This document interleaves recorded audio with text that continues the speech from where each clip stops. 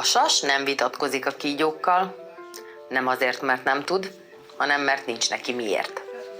Mert az ő szintjükre leereszkedni csak időpocsékolás. Különben is. Mi értelme lenne elmagyarázni a szárnyalásodat annak, aki még soha nem repült? A kígyó nem tudja, mit jelent repülni. Soha nem látta még a világot felülről, csak azt tudja, hogyan kell csúszni, köpködni és mérgezni.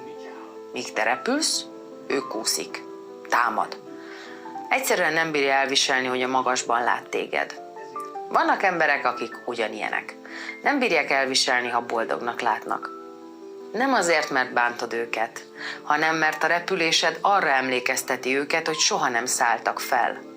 Kritizálnak, hazudnak, támadnak, és nem is keresik az igazságot, csak megpróbálnak lehúzni téged a saját szintjükre. De senki nem született erre. Nem azért vagy itt, hogy magyarázkodj azoknak, akik nem akarnak megérteni téged. Ne pazarold az idődet azokra, akik csak azt akarják, hogy elbukj. Maradj csendben, ne törődj velük. Csak repülj, szárnyalj tovább.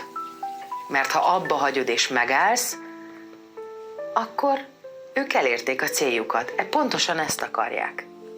Nem azért jöttél erre a világra, hogy mások kedvében járj. Azért jöttél, hogy szárnyalj.